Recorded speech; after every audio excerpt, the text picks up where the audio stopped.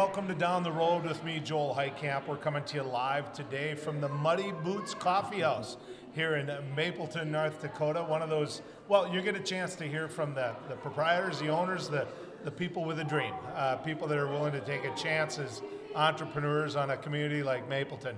You're going to hear some noise in the background, and you should hear some noise in the background because you know what? That means that they got people coming through the door, which is part of why Beck News loves being able to get out there and has a real reputation of getting to those small towns and making sure people hear about those small towns. I hung on to Ward Cater. Ward is a man that I think has a handle on what the future of the car industry is going to be, what the future looks like for those individuals who are looking for a vehicle, and Ward owns Vision Ford out of Wahpeton. Ward, good to have you coming down the road with us. Hey Joel, how are you doing today? Doing well. Excellent. So let's talk a little bit about Vision Ford because, you know, during this whole pandemic, when I drove by Vision Ford, I didn't see a lot of vehicles in the parking lot. And that didn't seem to bug you at all. You know, things have just changed, and I believe in the new norm. Things are very internet-based, and of course the pandemic kept a lot of us home. We've adjusted to that, and we were ready. We were planning for some of this, not knowing the pandemic was coming, but to simplify the experience of buying a car and having access to inventory was a big challenge, but we're very fortunate. I think we're on the right track, and we want to make it easy for the consumer. When you and I first started getting to know each other, we talked about your concept, and really you had, Sue and I were like the ultimate in case for of what you're making. Okay, perfect example. You know, I'll call a dealer, say, hey, you got a red one, and I want a V8. Right. I want, you know, I know exactly what I want. You know, buy the same thing. We don't really talk about money as much until the end. And you know, Sue, she goes online. She looks at the options. She looks at this. She looks at the ratings. She's got a plan. Right, exactly. I mean, I've just been driving Ford pickups for a long time. You know, so she is that future car buyer you're talking about. She is, and she's the current car buyer. And what's really changed, what's really interesting too, is the used car market. For a long time, people were comfortable buying a new vehicle online because it's full warranty, brand new everything. But that pre-owned market has really evolved too. Customers are comfortable buying a 8-year-old vehicle with 120,000 miles over the internet now, and that's new even for us as dealers. Mm-hmm. And that's been a two and a half year change for us. So that has been fun. It really opened up for the customer and for us. Well, the used market is just wild. It is, right? It is. A lot of people selling online themselves. A lot of people. I mean, you would take used vehicles on the lot, I would guess. Absolutely. The demand is there for new and used. We always kind of laugh. We don't know where all the used cars went. It's like one day they disappeared. But I can tell you one. You know, it's a different market. There's no doubt about it. But we're moving forward. We're adjusting to it. And I think the customers actually like it more. The consumer is adjusting and finding their place in it. When it comes to the showroom itself, that used to define the dealership. You'd walk in, it'd be clean, that vehicle would just be shiny. Clearly, you know, they armor all the tires. I mean, everything just looked like, I want it, you know, I want it. You're telling me that for the most part, that day might be over. You know, it's a great question. My personal belief, so when I got involved with this dealership that I own now, was almost 6 years ago, and there were certain criteria I looked for. I needed to be within an hour of a major airport. I needed to be kind of central of some population, and I just needed to have a piece of real estate that would allow me to deal with the inventory I want. And the reason being is the consumer, the customer, they just don't want to come there anymore. Their lives are busy, or they just don't want to do anything. So having all of that criteria has allowed me to compete and actually be more competitive than a lot of these really big facilities. I don't have the building to worry about. I don't have the real estate to have to worry about. It's a really good business model, and it's friendlier to the consumer because we bring everything to the customer, whether it's a simple test drive or ultimate purchase, and we do all the paperwork electronic now, so it's all digital. It's really very simple.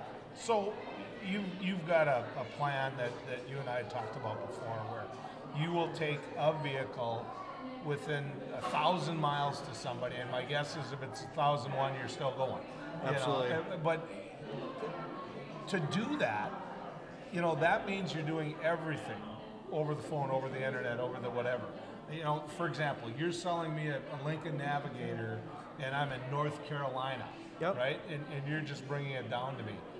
Trust is no longer a factor there. I mean, I like shaking the guy's hand. Yeah.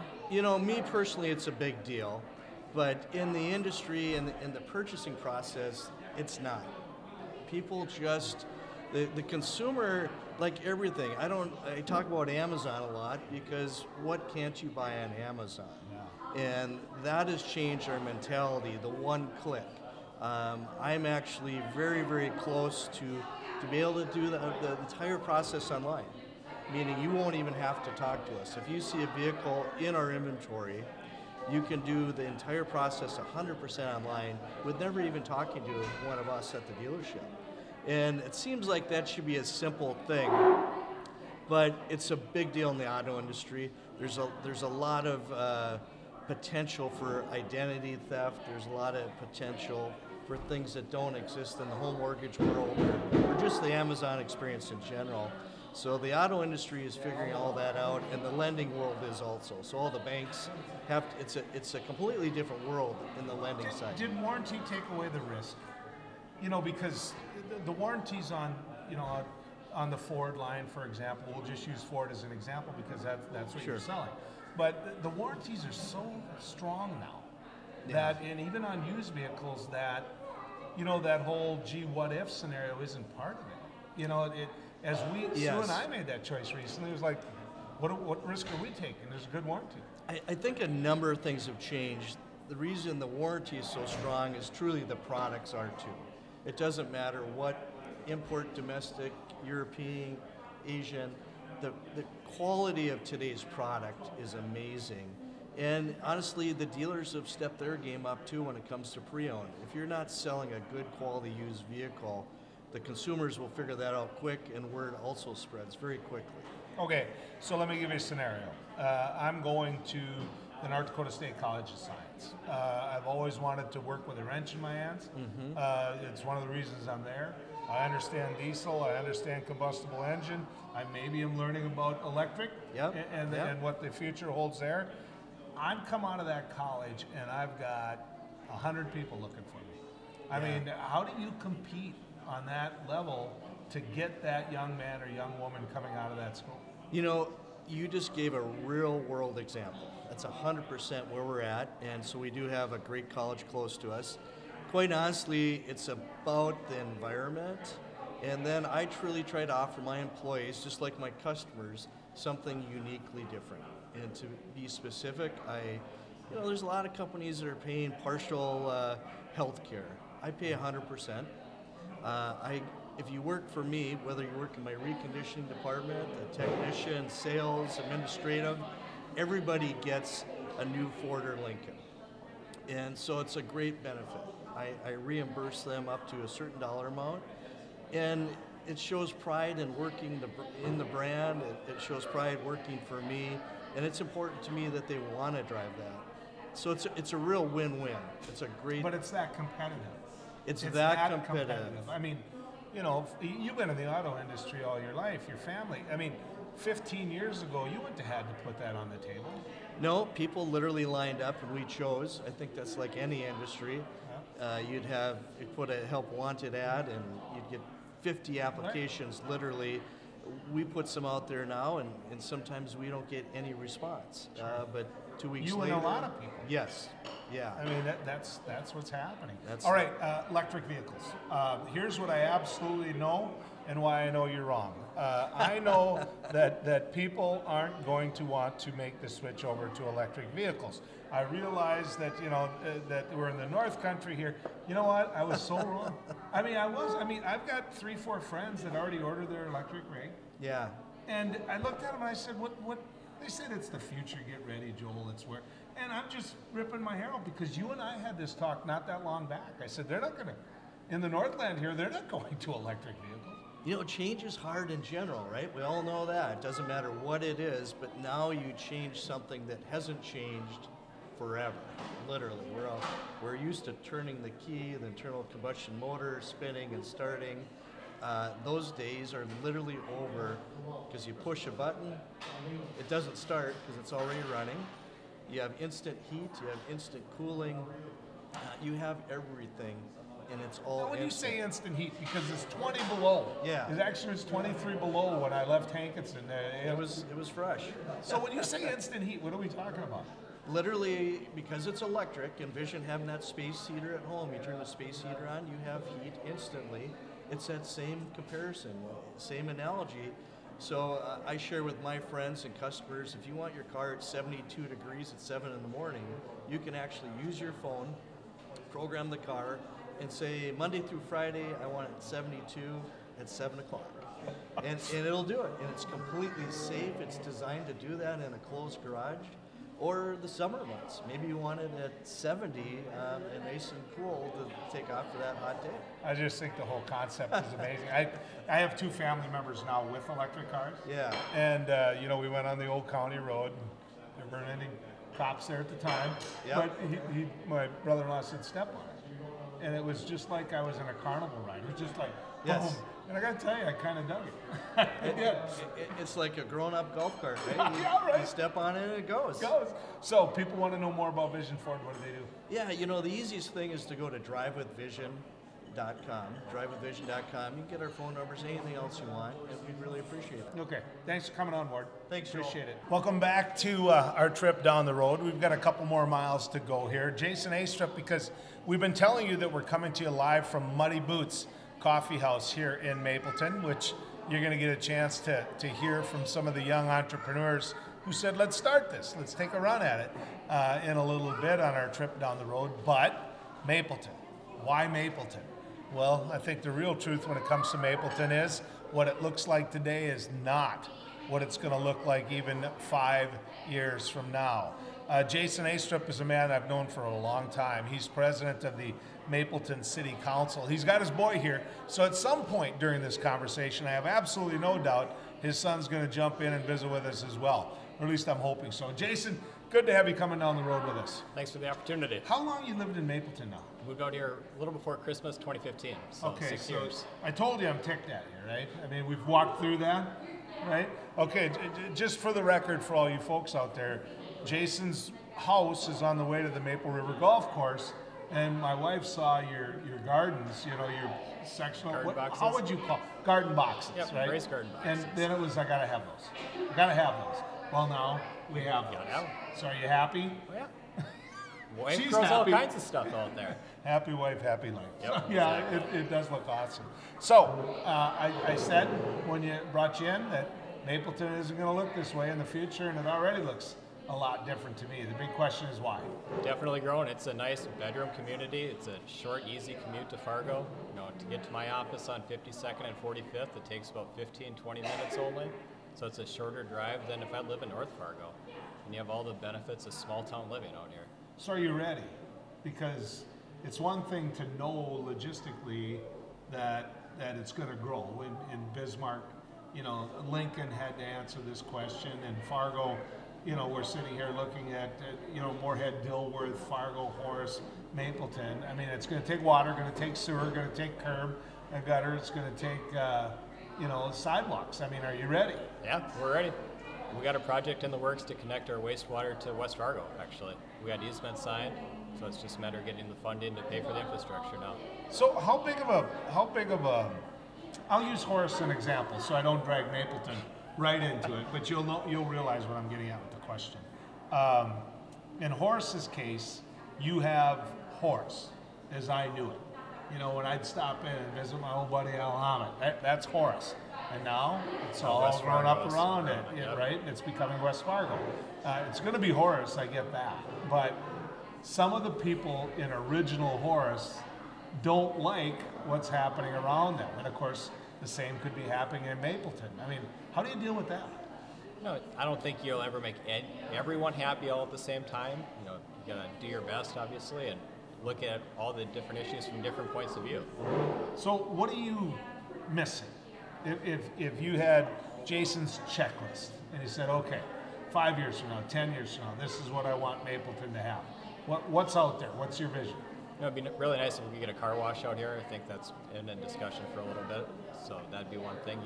A small grocery store would be excellent. I don't know if that would happen with Hornbacher's being so close just off Cheyenne Street. Like I said, it's a quick, easy drive to town from here. So. Okay, what about the school system? Because I think you only take them to the 6th grade. 6th grade right now. I mean, do you envision a high school being here, or? I think a high school might be a stretch. There's talk that they want to get it to 8th grade.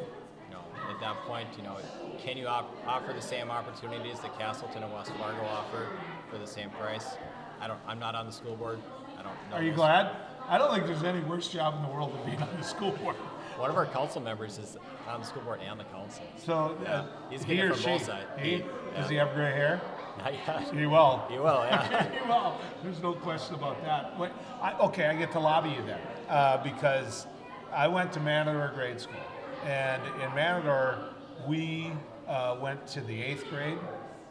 They switched after a while back to the 6th grade. But being in that 7th and 8th grade in that local grade school stunk. With all due respect to Matador, a town that I love dearly, because you didn't get to play JV football. You didn't get, being in that high school setting. And I've heard middle those school, same concerns from other people out here too. right. So I hope you take a look at that before you decide what to do there. There was a bond issue or a debate. It did on come this, to a vote beginning of January, and it did fail. Okay. It was close. I think it was 52 to 48. Okay. So the diversity of the community itself, age-wise, when you think of a community that's kind of exploding like this, you think young. Is that all the case, or is this There's some a people fair retiring? amount of retirees coming out here too. You wanna be Part close of the to new the golf development at the golf course is a planned older community development for part So of it. how big of a factor is having that golf course? It's how It a got lot us of out people here. think of it. Yeah.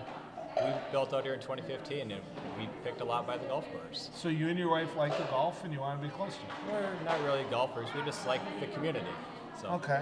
I'm a crappy golfer.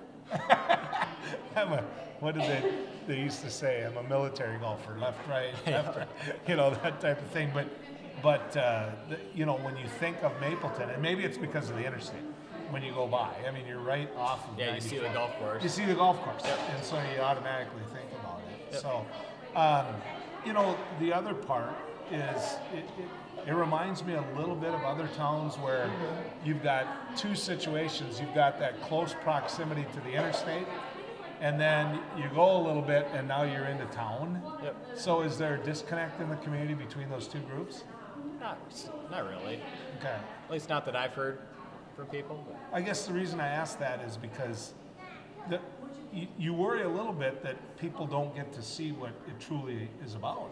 They get to see it from the interstate or from the filling station or Yeah. from the coffee shop, which is right next to it. So, it's a really nice community. We got a great brewery out here. I like to think it's one of the best breweries in the metro area, Icewind Brewing. all right, now you got my attention. What's the brewery? What am I missing here? Icewind Brewery, it's just down the road. Really? Yeah. Well, we've known each other a long time. I haven't got no Definitely come Christmas over. present of that from you, right? We can definitely work Yeah, that out, is what definitely. you're saying. All right, so in terms of money to do all of this, because you said you got plans in place. Are property taxes, are you able to hold them down? We've been trying to hold them down. Okay. The city is only one piece of the property tax bills. You got the county, you got the schools, and the schools is a big chunk too. You got the park board. Everyone has their share of the mills. So do you pay into the Mapleton public school system, and then they pay tuition to the other schools? Meaning, Correct. If we don't offer the grade here, they have to pay the tuition to Castleton or to West Fargo. So Castleton doesn't get any part of the property tax. They get Correct. it through the school Yep. district through the tuition. Okay, well, that'll help with property taxes too, Yeah, should. as long as they're not, well, I suppose I'm not looking at it the whole way, but as long as they're not jabbing you too hard on what that tuition is. If it's between Castleton and West Fargo, then there's a little competition. If I mentioned your son earlier, will you get the choice of which way to send him? Yeah, you do. Where are they Definitely. going? Are they going to Castleton? They're going to West Fargo? We haven't decided that yet. He's only 3 right now. No, but I so- don't mean you, but the kids. Oh, the kids? I think it's an equal split. I think there's a fair amount that do go to Castleton, though. Really? Yeah. Well, Castleton is, I It's a grew up in booming a school Oh, district. no kidding. Yeah. I mean, I grew up in a Class B atmosphere, Castleton was in the Wild Rice Conference. And I'm not sure that'd be fair anymore. They're graduating classes of 80 or whatever. It's a big school. Yeah, I think they graduate classes bigger than Wapatech. You and I never would have thought that. Yeah. And I'm probably wrong about that, and then Perry Miller's going to give me a call and chew my butt when it comes to it. So, all in all, you get your water from rural water? Gas rural. Yep. Okay, which means you have good quality Yeah, water. it's good too. water. Can you tell I used to work in that industry? So, are you looking as a city council to build any starter homes? Are you investing in that? Are you able to bring realtors in to do that? As a council, we're not in the business of building spec homes. No, but I know you're not going to do it, but are people coming in and working with you to do it? I guess is a better way to ask it. There has been spec homes out here in the past, yeah. There was one just across the street from me a couple years ago. So how long do they last? They sell it pretty quick now. The housing market's just roaring out Right. here. I mean, to me, the only problem is now getting the lumber to build it, getting the workers to build it. But if you build it, they will come. That's our concern with building this summer. Yeah, no kidding. So this is going to be home for a long, long time? Yeah, that's our plan. Yeah. When you ran for the city council, did you realize how much work it was going to be? How come the president? What does that mean? Is it there's no mayor or what? No, we have a mayor. I like to joke that I'm a heartbeat away from being the mayor. Okay, so you and the mayor lock horns. You're supposed to. We get along pretty well. How many people are on the city council? There's actually a vacancy right now, so we only have 3 council members and a mayor, and we have a vacancy. So that So seat will be filled with the June It's election. got to be a lot of work, though, too. I mean, it does. It's got to be a It lot adds of. up, definitely. Civic duty. I always tell the story of small, and it still is a small town, Mapleton. Absolutely. We talked about where it's going to be, where it's going to grow. How many times at the city council meeting does somebody talk about barking dogs? Don't hear it too often. Really? If there are police report, the sheriff has it on there every now and then with animal nuisance. Okay. It doesn't come up as a topic of discussion. Okay, one quick story. Okay. So I'm not going to mention the town, but back in my rural water days, I was there to get an easement to put water into the town. Okay, and the mayor, who was, shall we say, rough. He might have rode a certain brand of motorcycle that I rode, right? So there was a lady came to the city council meeting, and I was first on the agenda. He was going to let me, get this thing signed. It was a formality and get out of there so I could get back home, which was a number of miles away. Yeah. And instead, this lady hopped up, and she was not, she was probably 80 or maybe a little older, and she chewed his butt out about the barking dog, about how he hasn't dealt with the dog, and I told you, bump, bump, bump, bump, bump. And the mayor looked at her, and I'll never forget this. He said, I'll just use Harriet as the name. He said, Harriet, you're wrong. I went and I talked to that dog. And that dog, I talked to him, and he said he'd quit barking when you do. And the whole meeting just went. And that's when you know you're in a small town, when you can get by with saying something like that. And suffice to say, she walked out of the room and didn't get the dog issue solved. So handle it better than that Right. if they come in. Well done. Jason, always good to talk to you, man. Good seeing you. Thanks for coming down the road with It's us. an opportunity. You bet. Captain Brian Niewind has been one of the leaders of the North Dakota Highway Patrol for quite some time. And we get him on the radio every now and then just to take phone calls. He's always accessible. Well, he is right now to us here on Beck News as well. Captain, good to have you coming down the road with us. Hey, thanks for having me on, Joel. Piece of cake winner. Open winner like this, nobody hitting the yeah. ditch. No problem, right? Yeah, I mean, there's no white stuff out there causing any problems, blowing around, nothing at all. No. Oh man, I mean, some of these storms, the men and women that work with you and that you're in charge of, they got to rip their hair out. It's part of the job, right? We have some winters that are very, very mild, very, very quiet. Like last winter was pretty easy for us. This winter's been very, very difficult. It seems like it doesn't matter what day it is, we're having issues. Whether it's too cold and the roads are freezing, the bridges are freezing because of it's so cold, and people are spinning out, causing crashes, or we get the wind and it warms up, the sun's out, and it's freezing the road and causing ice and compacted snow. So every day seems like there's something going on in our region in the southeast part of the state, just because of the amount of snow that we have and just these varying temperatures we've had. Like today it's 20 some below this morning, tomorrow it's supposed to be 30 again. It's just these wide extremes of temperatures causing problems with our roadways. Who makes the call to shut down the interstates? it's the Highway Patrol's job to make the final decision, but we are in coordination with the Department of Transportation constantly when we have these blizzard, severe weather type of events. We work in coordination with each other, whether it's 1 inch snow or we have one of these 12, 16, 18 inch snows. And it takes their efforts to make sure that the roads are closed. I mean, there's gates that have to be closed. If there's rescues and stuff that we need to do, they're out helping us do those things before we maybe have those roads closed or after we have them closed. So we're working in conjunction, but it's ultimately our decision as a Highway Patrol.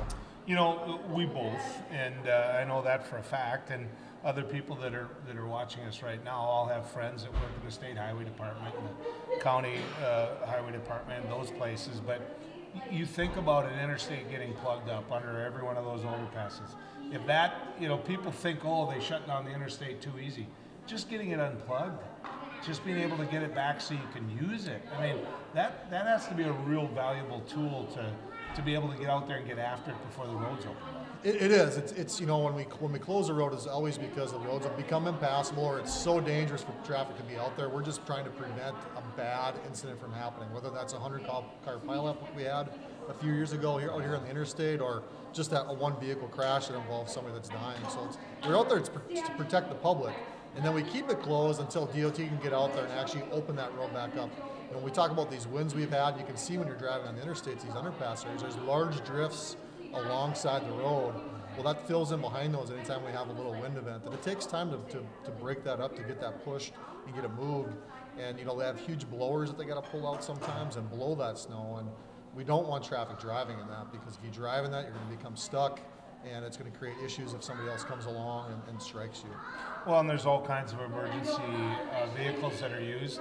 We just had a tragic situation in the Castleton area, which to me was a perfect example of what the patrol, have been telling people about for a long time. When something like an accident like that happens, it's got to be hard to pull up on.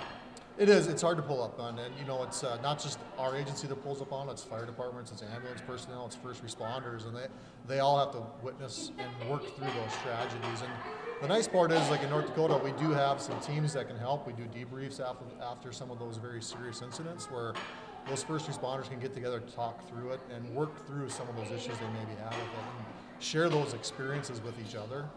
Because it can be very difficult when you have tragedies like we had just this last weekend. Do people get better as the year goes on, the winter goes on? In other words, the first snow in November, they forgot how to drive in the winter. By January, they get a little better. Do you see anything like that? I don't think so, no. When we have our large snow and blizzard events, we have actually probably less issues than, let's say, we have just some blowing snow on a specific day, or we get 1 or 2 inches of snow. Okay. Drivers seem to drive worse when we have those small amounts, or the weather's just blowing snow versus like a 12-inch blizzard. Mm-hmm. And it doesn't seem like it slows up at all throughout the winter. Yeah. Well, I remember one time you and I talking, and I was joking around about how, all these, license plates in the ditch were from Texas or Arizona. And you looked at me and said, "You're going to find that's not true." And North Dakotans hit the ditch just as well as anybody. And they do. It seems like, especially when we talk about our metro area in Fargo, where we have just a ton of crashes in the Fargo area. It's people that are commuting every day. They drive the same route every day, and they should know the areas where there's problems from day to day, year to year. But they still continue to crash and go spin off the road and go in the ditch. And obviously it's job security for us, but our job is to go out there and make sure we're preventing those incidents. DOT's job is the same thing. We want to provide a safe traveling environment for people. But 95% of crashes involve driver error. That's somebody, you're driving too fast for conditions, you run a stop sign, you're driving impaired, whatever it might be. So a lot of what makes the road safer is people just making good decisions when they're driving. This last big ice incident that we went through, and there's still some remnants of it out there. I was, and I'm happy that, I'm kind of proud that I have so many friends that work, in the state highway department. These guys had no choice. They couldn't get chemical out there. They couldn't get salt out there. The wind was blowing so doggone hard every day. And everybody's like, well, why can't they get the ice off the road? How are they going to take a blowtorch out? I mean, how are they going to get the ice off the road? And you can't. When you have those strong wind days, it makes no sense to put sand or salt down the roadway, because as soon as they put it down, it blows off. It doesn't have an opportunity, a chance to do what it's supposed to do, which is melt the ice. or create some sort of traction for vehicles that are traveling on it. So all you're doing is just throwing money out the window. And obviously, the Department of Transportation uses taxpayer dollars. It's my money, it's your money. And they're not just going to go out there and just waste that, right? They're going to use it when it's appropriate. And what they can do during those events is they can just push snow. They're going to push snow and try and keep the drifts off the roadway, allow traffic still to travel. But people just need to take it easy, just slow down. I mean, it's very apparent in North Dakota when you're driving. You can look at the temperature, you can look at the roadway, and you should know what the conditions are. It's very, very apparent what they should be. Okay, we talk often about people driving too fast for the conditions, and I get that. I understand it, and I know you're spot on about it. But what about that individual that's intimidated by the conditions? You know, you have pillow drifts in the passing lane, or you have a situation where you really, you know, the person in the driving lane is going 35 miles an hour, and they could be going 55 at no risk. What about that? You know, how many times do you see that being one of the causes of the problem? Yeah, you know, we do have traffic out there that drives probably too slow for conditions at times as well. And we just I know that's the minority. I do. That's the minority. We would just suggest those people, if you don't feel comfortable being out in that weather, just give it time, right? If it's 8 hours, 6 hours, 4 hours till those conditions improve, then travel. But we see people, they just like feel like a lot of times I have to go wherever I'm going without like saying I can postpone this, right? Right. You know, we're just in this society, I think, where it's I have to do it and I have to do it now. And they're not really thinking about, number one, themselves, but other people that are out there traveling as well. Well, my dad used to tell me that all that four-wheel drive did for me was let me get stuck deeper, you know. And I think you must see some of that. You must see people, because they got four-wheel drive rig, it's like I can go as fast as I want, wherever I want. Yeah, you know, just because the speed limit says 75 on the interstate doesn't mean you should be driving 75 at all times, right? You know, obviously, if you have a four-wheel drive, when we have some of these bad weather events, bad road conditions, it's better to have that on because it provides more traction to your vehicle on that roadway, right? But it shouldn't allow you to drive faster. You still need to drive for the conditions. And you know, a lot of times when we have people that are spinning out, they're driving too fast for the conditions. So whether that's they're driving 65 when they should be driving 40, or they're driving 75 when they should be driving 60. And another big thing when it comes to crashes in the winter too is people are just following too close, right? So I'm driving down the roadway, and number one, I might be driving too fast, but I'm following the traffic in front of me too close. Well, if something happens to them, you have to have time to react. When we have icy road conditions, you need to give yourself extra room so you can react to that. Because if something happens in front of you, you have to brake, you have to steer. You want to give yourself enough time to be able to do that. So when you look at it from the standpoint of the men and women you oversee and you get to work with, this is dangerous for them. I mean, when you're out in conditions like this, number one, you got to deal with the cold. Number two, you know, you're in icy conditions. I mean, for the people not giving a wide berth to an officer that had to pull someone over or had to, you know, I mean, it's got to be a little bit scary as their boss. It is. I mean, I'm out there working with them as well, and you have these vehicles that come flying by you sometimes when you're out there with your lights on at these crash scenes or even a traffic stop or a car in the ditch. But what we tell people is if you see lights up ahead, doesn't matter if it's the summer or the winter months, when you see those lights, start slowing down, pay attention to where that vehicle is, and start making some sort of action prior to getting to where that patrol car is, okay? Because if you're slamming on your brakes, as soon as you get to that patrol car, it's too late. Start slowing down prior to that, and then move over whichever direction you need to when you get closer to that patrol. It's a hard job, what you guys do. Thanks for coming on, and thanks for what you do. Tell the boys that too. I will do that. Thanks By for boys, you know I mean the women I do. patrolmen too. I do. Right? Because I don't want to I know some of them. So promised them. That's right. We're broadcasting from Muddy Boots Coffee House. We are in Mapleton, North Dakota, and I promised I'd bring you two people that are entrepreneurs. That's right, Catherine and Alex Kingsley, who said, you know what? Let's do it. Let's take a chance. Good to have you guys coming down the road with us. Thanks for having us. Why? Why? Like, I'm not going to sit there and go, Alex, Catherine, you two, you're married, so you know which one's going to do the talking. But what made you decide, let's do this thing? You know, I think when we moved out to the community 5.5 years ago, we just kind of recognized a need for more family-friendly places for people to gather, to build relationships, for parents to come and hang out with their kids outside of the house.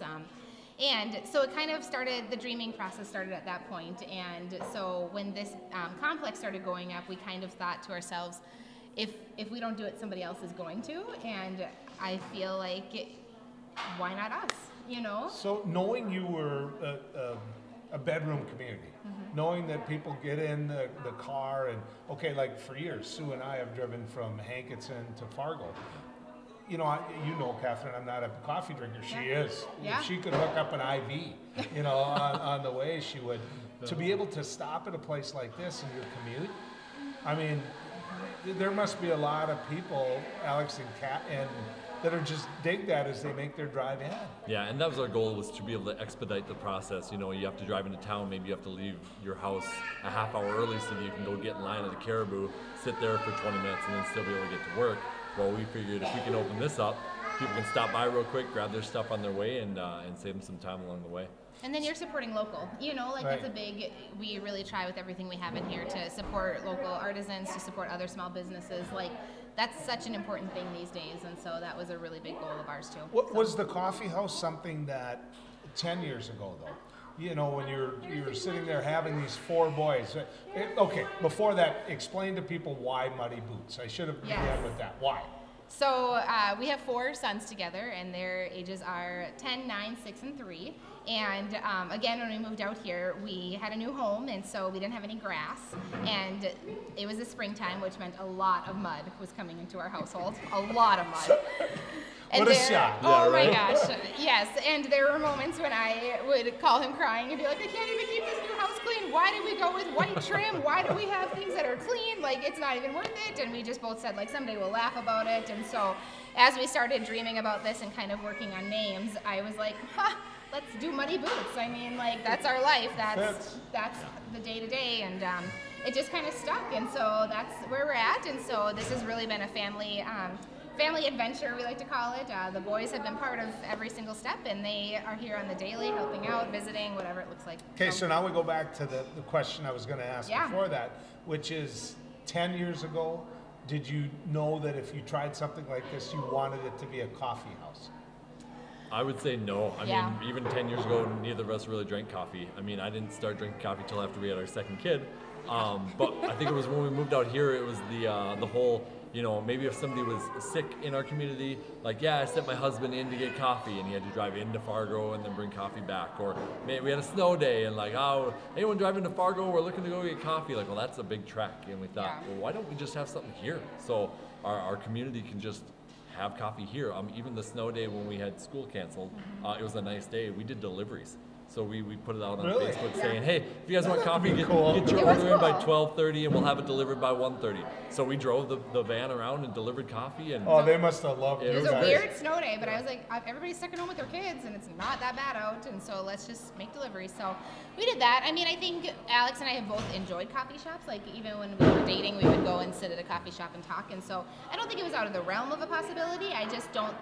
Neither of us are really big risk takers, and so I don't think 10 years ago, if you would have asked us to open up our own business, I don't think at that point we would even be saying, yeah, maybe. It probably would have been a hard So no. what that tells me, Alex, is that if you just learned to drink coffee a couple of years ago, tells me you were pulling your weight at night with the kids. yeah, Because it's like, all right, I need something to keep me up so that I. we definitely took turns with Yeah. all the kids. So. Yeah. See, now when I was raising my kids, or Sue and I were, I just faked like I couldn't wake up. It worked pretty good. She kicks pretty hard in the bed. She'll I wake me do up. not. So Yes. help. But every business I talk to, one of the main things they can't find or get is help. Now I've stopped here a couple times, and I have to tell you that the help is friendly. They're great, and I'm seeing the same faces, which means you're hanging on to them. So Yep. how hard is that? You know, I think we both agree just overseeing employees and staffing is probably the hardest thing we've encountered yet. And it's not even, like, we haven't really had so much trouble finding the help. It's just overseeing people and, you know, working with, you know, different ages and different personalities and, you know, like all of those things that's brought. But we really have fantastic staff, and we're so grateful. We actually, probably 2 weeks after we opened, our whole family got COVID. And so we never thought that 2 weeks into opening a shop, we would have to trust and completely lean on our employees, and they rocked it and have ever since. And so we've been really blessed that way.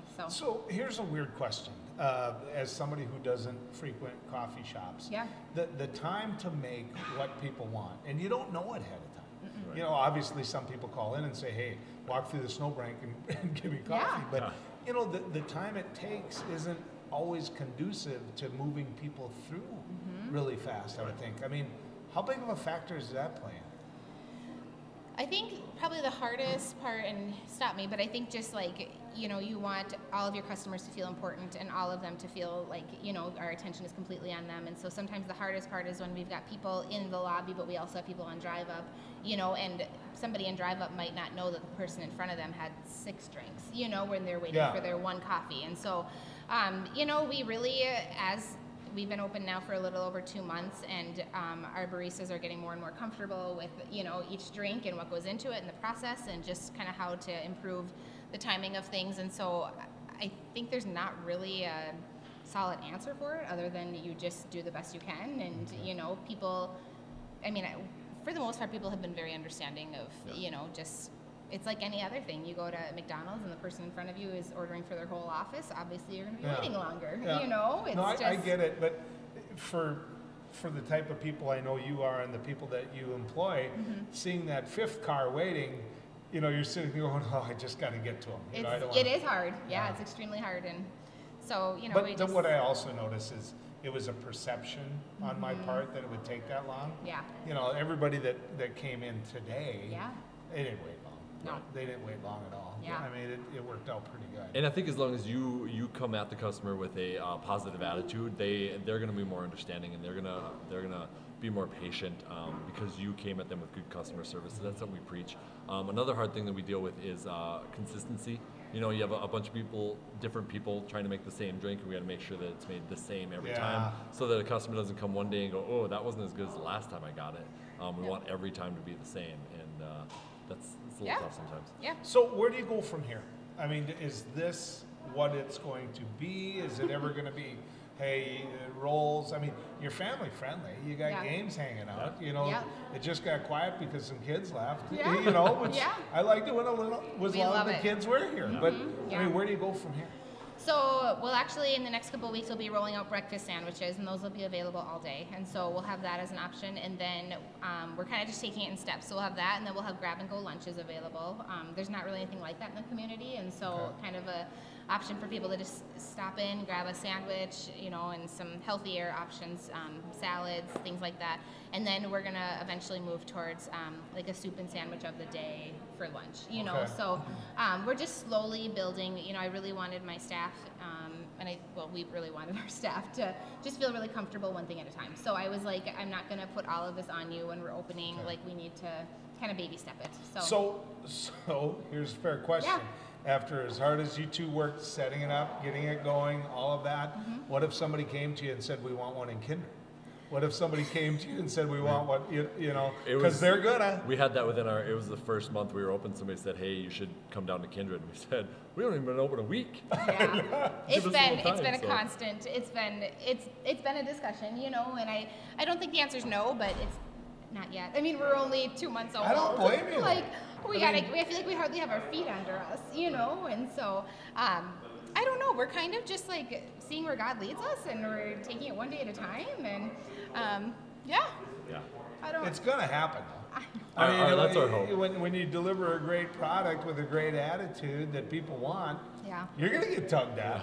I know. We had somebody in Edina ask if we would franchise down there, and I'm like, what? Like, you know, I just one thing at a time. So, I mean, are you going to have to look to find somebody in Edina that built a house and their kids tried to wreck it with mud? I mean, how do you work it out? That's a good question. You know? And then it's something like, because, you know, every McDonald's wants all of their McDonald's, again, to be the same and to deliver good product. And how do we manage that from so far away? And, it's something to figure out. Like I said, one day at a time. That's how we live our life. Here's my take now. Yeah. Instead of the questions, you took a chance. Yeah. You have no doubt that it took money to get it going, and it's money you could lose if it doesn't work out. Right. And so hard work goes into it. A lot of hard work goes into it. So I think this whole area thanks you a lot. Well, thank you. But I will guarantee you 10 years from now you'll have more than just this one. I can feel it. Thank you. So, thanks for letting us come in. Yes, Thank thank you you so so much. much. We We appreciate appreciate it. You know, this ends our trip down the road, but I have to tell you, this is when I am the happiest. When I get out to small towns, because I grew up in a town of, well, it was 95, 96 people, and my family was 1/10 of the population. But small towns, you know, I love them. I love going out to them. And actually, if you look at North Dakota, where we all live, what you see is that attitude of small towns. Now, this town, Mapleton, that we're broadcasting from, this town is a small town that's going to get bigger. Not every town and not every person that's viewing this show has their town and going to get bigger, but there's somebody out there in your town that has that entrepreneurial spirit, that has that product that the people in that town want. I don't know what it is. I do know this. If you like it, use it. Nobody's coming here in line at the Muddy Boots Coffee House and saying, gee, I could get it 50 cents cheaper in Fargo or whatever, because if they're doing that, then it's not going to be here, right? So I don't care, pick your town. But I do know this, that if there's a small town cafe, go to it. If there's a way to leave a couple bucks, go to it. And I want to add this as well. The attitude that you have when you go to Bismarck or Minot or Williston or whatever, the formality of all of that for the servers, it's like, okay, I got to leave a tip because those are the rules. Do it in a small town, right? Do it in a small town. Those folks are working just as hard and are just as important. I don't drink coffee. You know, as you heard from Alex, he didn't drink coffee. You know, maybe I need to take it up, because I can tell you this from broadcasting here all day, whether it be on radio or on TV, I like the smell of it. And you can see why people have taken to it. Now, the other part that goes along with all of this is, you know, the fearlessness. You know, if you're sitting there waiting to see, first off, if it'll fail rather than succeed, then you don't belong doing it. If you've got all the reasons that it'll fail and you get up every morning and you're negative, then it's going to get picked up on. I mean, the people that you want to be your customers, the people that are going to go through that line, those individuals are going to sense it, and sense it through the service as well. In my time here, and there's a place like this in your town, in my time here, everybody had a smile, and everybody wanted you here. They didn't care about all the things on any given day we can sit and argue about, and we can sit and debate. That isn't part of a place like this. This is a place where you go to and you take a hard look at and you say, you know what? I like it, I want it, and I'm going to use it. I'm Joel Heitkamp. It's been good riding with you.